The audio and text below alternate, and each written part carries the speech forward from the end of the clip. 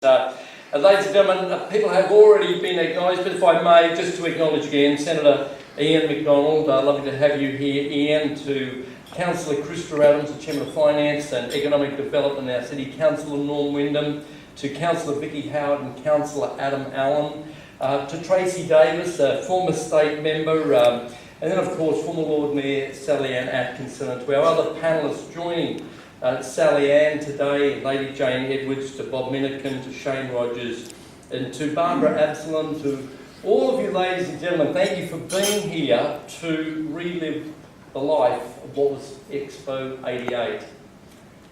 One very long party or game-changing event in our city. Well, I think for those of us that did experience Expo 88, we treated it at the time as just one very long, fantastic party. And it was all of that. But perhaps little did we know during the course of Expo 88 that it was to become the game-changing event for this city, to lead us on a pathway to become Australia's new world city. There is no doubt that it was the event in my mind that took us from the thinking and the status of big country town to a city that was about to undertake its awakening, its maturing, its internationalisation.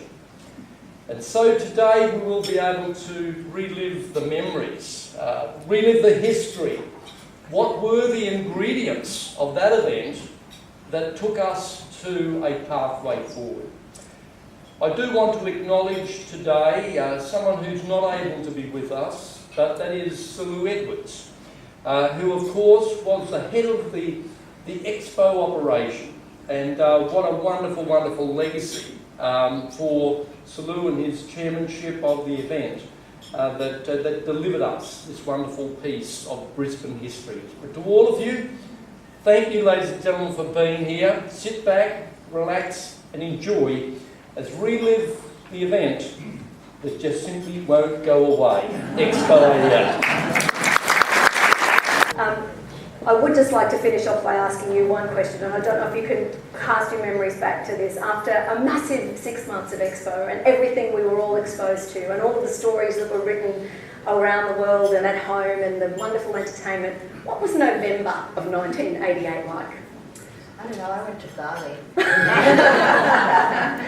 No, it was, I think, one of the most poignant moments for me, and I'm sure everybody who worked at Expo, was to say goodbye to my team, because we were so close by that stage. Saying farewell was really hard.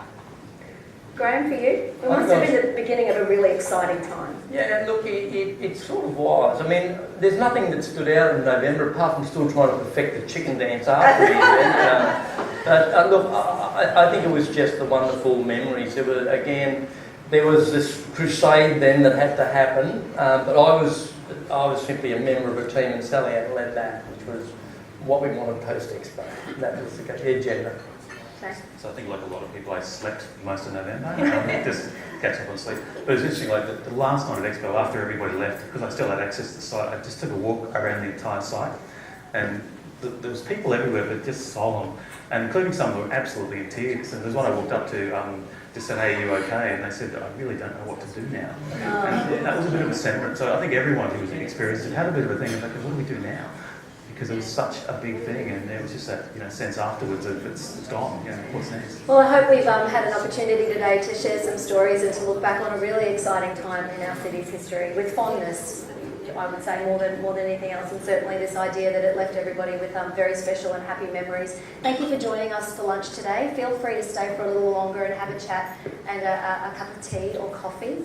Enjoy the remains of your afternoon and a fabulous weekend if you find yourself in front of a TV, 5:30 on Sunday. Diving on Lady Elliot with the fabulous Peter Gash. I'd love you to join me for that. Please put your hands together one more time for our panel.